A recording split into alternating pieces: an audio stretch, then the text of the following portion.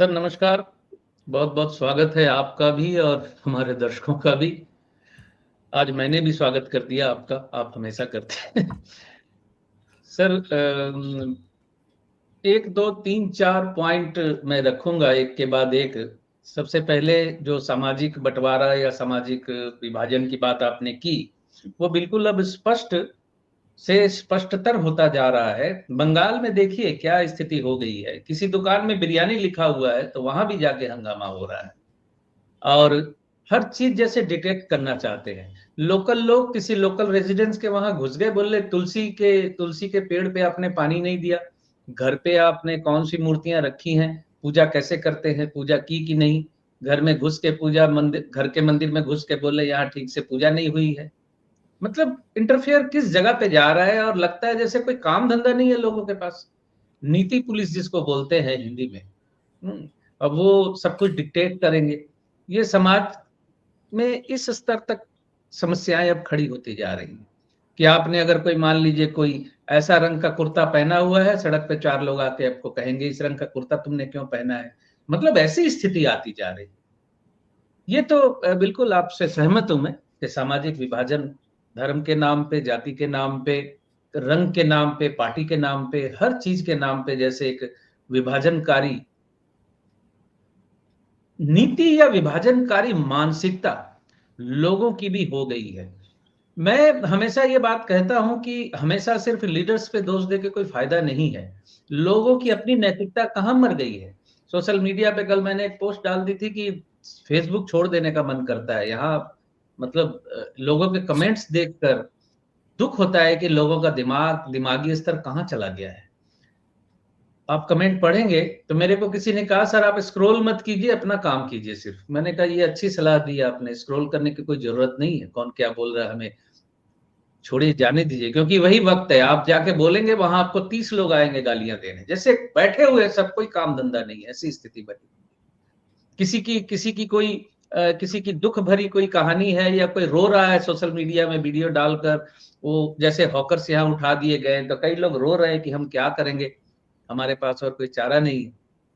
तो नीचे कमेंट आते हैं नाटक कम करो, ये नाटक चल रहा है, पार्टी ने कितना पैसा दिया नाटक करने के लिए, तुम मरना चाहते हो जहर मुझसे लेके जाओ, मैं तुमको शमशान घाट तक छोड़ के आऊंगा। इलेक्ट्रिक के बोर्ड, वो जो ट्रांसफार्मर होता है ना, बोले वहां की किसी तार को अपने मुंह से पकड़ लो। ये बातें कही जा रही हैं। आप सोचिए, जो रो रहा है उसका भी मजाक उड़ा रहे हैं, जो मरने की बात कर रहा है उसका भी मजाक उड़ा रहे हैं। मरने की बात कोई इतनी सहजता से नहीं करता, वो भी किसी सोशल मीडिया पे या वीडियो बनाकर, उसका भी इन लोगों ने मजाक बना के रख दिया। चलिए, ये तो एक पक्ष है ही। दूसरा पक्ष, सर आप जरा सा मुझे फिर एक बार सूत्र हाँ, देंगे। मध्यावधि चुनाव की बात कर रहे थे हम। मध्यावधि चुनाव। मध्यावधि चुनाव की जो बात है, मैं दर्शकों को याद होगा कि 2024 के लोकसभा चुनावों के बाद से ही इस बात को मैं रिपीट कर रहा हूं बार बार कि मध्यावधि मिड टर्म इलेक्शन होने के चांसेस बहुत है, और ये ऊंट किसी भी करवट बैठ सकता है। इसके लिए आज मैं नितिन गडकरी जी की कुंडली को आधार बनाना चाहता हूं। नितिन गडकरी जी की कुंडली जो है, वो धनु लग्न की है और मेष राशि की कुंडली है। शनि की महादशा फरवरी 2024 से चल रही है, और ये चलेगी तो 2043 तक, लेकिन शनि में बुध की अंतर्दशा फरवरी 2027 से शुरू होने वाली है। मैं दर्शकों को बता दूं कि नितिन गडकरी जी को टिकट नहीं मिलेगा 2024 में, इस बात का बड़ा हल्ला हो गया था। तो शनि की इस महादशा को आधार बनाकर मैंने मेरे चैनल पे पड़ा हुआ वे वीडियो, वो इसमें मैंने कहा था कि नितिन गडकरी जी को टिकट मिल जाएगा। उनकी जो महादशा है शनि की, जो शनि द्वादश में दिख रहा है लेकिन वो एकादश में है और दशमेश बुध के नक्षत्र में है, तो टिकट उनको मिला, वापस वो मंत्री बने। लेकिन अब बुध की जो अंतर्दशा है, बुध है शुक्र के नक्षत्र में, बुध पंचम भाव में बैठा हुआ है। पंचम भाव दसम भाव का अष्टम भाव होता है। दशमेश बुध यहाँ बैठा हुआ है पंचम में, और यहाँ सप्तमेश भी है। वो बुध जो है शुक्र के नक्षत्र में है, और शुक्र एकादशेश तो है लेकिन शुक्र बैठा हुआ है बहुत स्ट्रांगली शत्रु भाव में, यानी छठे भाव में। बुध की ये अंतर्दशा, बुध धनु लग्न के जातकों के लिए दर्शकों को बता दूं कि मारक और बाधक होता है, यानी स्वास्थ्य पे एक समस्या आने के योग तो दिखते ही है, लेकिन बुध की जो प्लेसमेंट है वो सत्ताच्युत होने की स्थिति भी दिखती है। अब नितिन गडकरी जैसे इतने बड़े लीडर्स की कुंडली में अगर उनका पद जाने का योग या सत्ता से इधर उधर होने का योग अगर दिखता है, तो वो निश्चित तौर पे पूरी सरकार पे मैं इसका इफेक्ट समझता हूं। ये भी एक बिंदु मुझे ऐसा लगता है जिस वजह से 2027 में मिड टर्म इलेक्शन का घंटा बज सकता है। जाहिर है कि इलेक्शन का घंटा बजेगा तो पद तो यूं ही चला जाता है वहां उस वक्त। नई सरकार बनने के बाद फिर पद प्राप्ति होगी, वो फिर अलग बातें हैं। तो एक तो गडकरी जी की कुंडली मुझे कई दिनों से ये चीज मेरे दिमाग में और पेवस्त कर रही है कि 27 का जो वर्ष है वो काफी उतार चढ़ाव वाला होने वाला है वर्तमान केंद्रीय सरकार के लिए। एक तो ये बात है। ऊपर से शपथ ग्रहण की जो कुंडली थी भारतीय जनता पार्टी की 2024 की, मुझे एक सेकंड दीजिए, मैं कुंडली देख के ही बता दूं जी जी। अगर मिल जाए तो। नहीं, वो चेकिंग कुंडली तो इस वक्त मेरे यहाँ उपलब्ध नहीं हो रही है, लेकिन बीजेपी की जो कुंडली की महादशा चल रही है वो चंद्रमा में इस वक्त शुक्र की है अक्टूबर 27 तक। शुक्र यहाँ द्वादश में बैठा हुआ है और शुक्र सूर्य के नक्षत्र में है और सूर्य है दशम से कनेक्टेड। और सूर्य की जो खुद की स्थिति है मरकरी कुंभ में 25 डिग्री का, तो यहाँ अक्टूबर 27 के बाद भारतीय जनता पार्टी की स्थिति भी अक्टूबर 2027 के बाद बिगड़ती दिख रही है। यानी सत्ता भाव से नवम से संबंध बन रहा है, दशम का द्वादश भाव, यहां भी दशम भाव से अंतरदशा जो है स्लिप कर रही है, सूर्य की जो अंतरदशा है। यानी सूर्य दशम में है और अपने नक्षत्र के माध्यम से वो चला जा रहा है आपके नवम में। ये भी सत्ताच्युत होने का इंडिकेशन है। तो 2027 बहुत ज्यादा संभावना बन सकती है कि मध्यावधि चुनाव वाली स्थिति बन जाए। और मैं जहां तक इस वक्त चुनाव जिस तरीके से हो रहे हैं और जिस तरह से चुनाव जीत रहे हैं, या भारतीय जनता पार्टी चुनाव जीत रही है लगातार, पॉपुलरिटी कहें या जो भी कहें, जिस वजह से भी कहें, तो मुझे लगता है भारतीय जनता पार्टी खुद ये डिसीजन लेगी, किसी मजबूरी में आकर नहीं, रिस्क टेकिंग चांस के तौर पे, कि 2029 को 2027 में ही हम निपटा लें, ताकि 2029 तक हम इंतजार ना करें। क्योंकि लोकसभा की सीटें बढ़ रही हैं, दूसरी पार्टियों के एमपीज यहाँ आ रहे हैं, राज्यसभा से आ रहे हैं। आपने देखा ममता जी के हारने के बाद टीएमसी के बहुत से एमपी बीजेपी में जाने को तत्पर दिख रहे हैं। हालांकि अभी तक फाइनल नहीं हुआ है, लेकिन शक्ति तो 300 के ऊपर चली जा रही है ना, 300 के ऊपर यहाँ शक्ति चली जा रही है। उसके बाद फिर किसी तरह से कहीं और राज्यसभा में और सीटें बढ़ जाएंगी।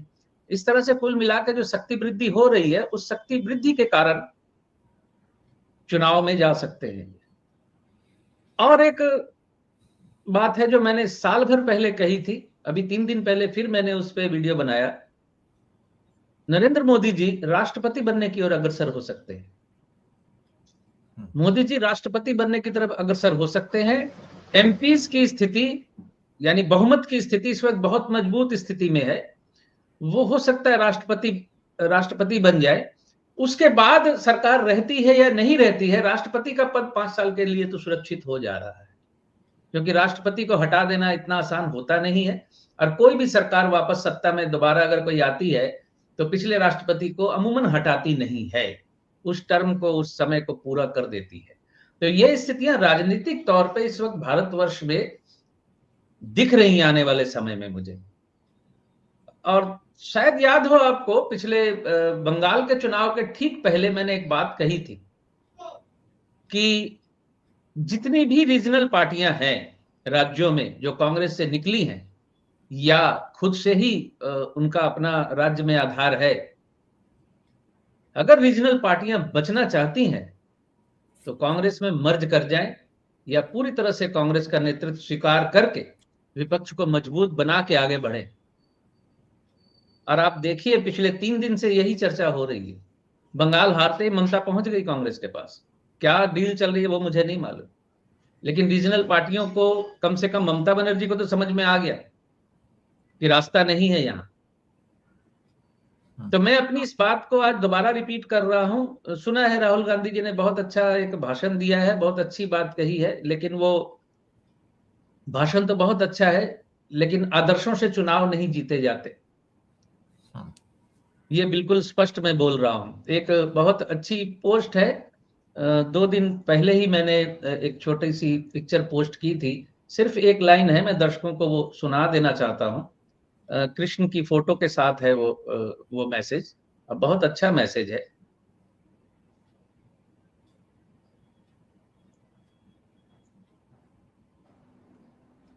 इंग्लिश में है, never play fair in a game where others cheat. ये कृष्ण की फोटो के साथ ये मैसेज दिया हुआ है। तो आपको महाभारत से भी शिक्षा लेनी चाहिए कि श्री कृष्ण जी ने, जिन्होंने खुद को खुलेआम भगवान घोषित कर दिया था, वो भगवान थे ही, उन्होंने खुल के कहा कि मैं ही ईश्वर हूं। उन्होंने जब महाभारत युद्ध में हर तरह की नीति अनीति का साथ लिया, तो मैं समझता हूं कहने के लिए अच्छी बात है राहुल गांधी ने जो भाषण दिया है, लेकिन आदर्शों से लड़ाइयां नहीं जीती जाती। लड़ाई में आदर्श तब तक है जब तक सामने वाला भी आदर्श पे रहे। तो ये भारतवर्ष की इस वक्त स्थिति है, और मैं बिल्कुल स्पष्ट बोल रहा हूँ, रीजनल पार्टियां मिट जाएंगी सर। अखिलेश यादव इस बार भी मुझे जीतते हुए नजर नहीं आ रहे। जिस तरीके से अखिलेश यादव ने अभी फिर स्टेटमेंट दिया, कांग्रेस को दिल बड़ा करना चाहिए, तो कांग्रेस कितना दिल बड़ा करे? दिल बड़ा कर करके कांग्रेस ने सारे राज्य रीजनल पार्टियों के हवाले कर दे, तो सारी जिम्मेदारी कांग्रेस ने लेके रखी है। तो करे बड़ा दिल, आप भी कीजिए बड़ा दिल, या मत कीजिए, क्या फर्क पड़ता है? आप 2027 का चुनाव अगर हारे तो फिर आपका भी खेल खत्म है।